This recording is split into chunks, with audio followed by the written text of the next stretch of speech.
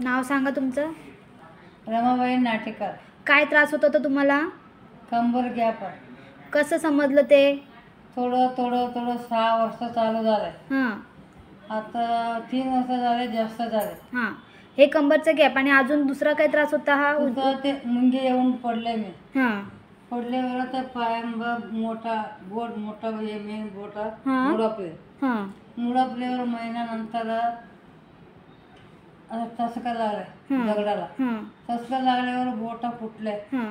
रक्त निघाले. हं. ते पट्टे मारले. पट्टे मारल्यावर सुकल्यानंतर खालून रक्त निघून गेलं. अच्छा. त्या पायाची हालचाल म्हणजे ह्या बाजूची हालचाल होत होती का? नाही ना. नाही. नाही. कधीपासून बंद होती? बधीर झाले. बधीर झालं होतं. हां. किती दिवस बधीर होतं ते? मग आता मग 2 वर्षी तर 2-3 वर्षी चालू बधीरच होतं पूर्ण. बधीरच झालं. पूर्ण.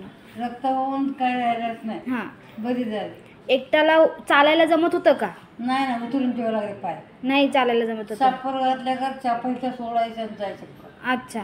एकदम पूर्ण बधीर झाला होता. बधीर झालं. अच्छा. आणि हे किती दिवस चालू होतं असं?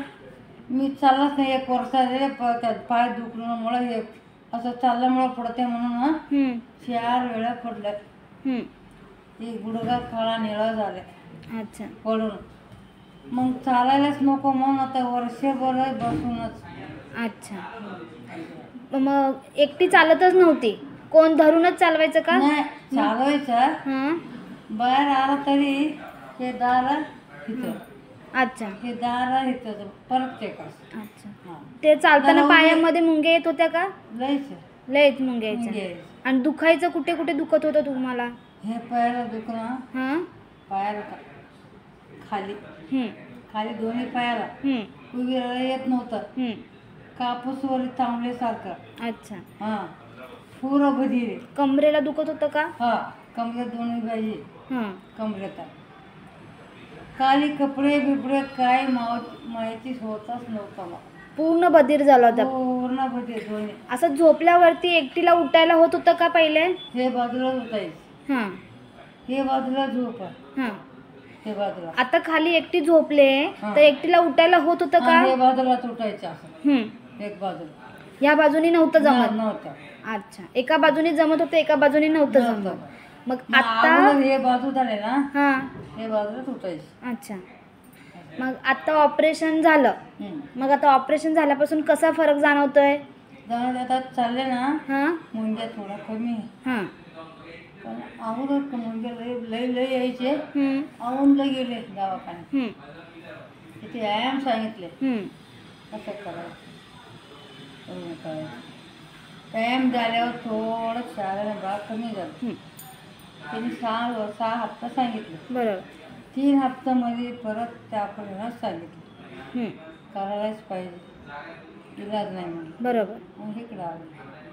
तेव्हा इथं आल्यावर आता ह्या डॉक्टरांनी तुमचं ऑपरेशन केलं की नाही? चालले ना, हां. थोडंसं म्हणजे कमी कमी आहे. बरोबर.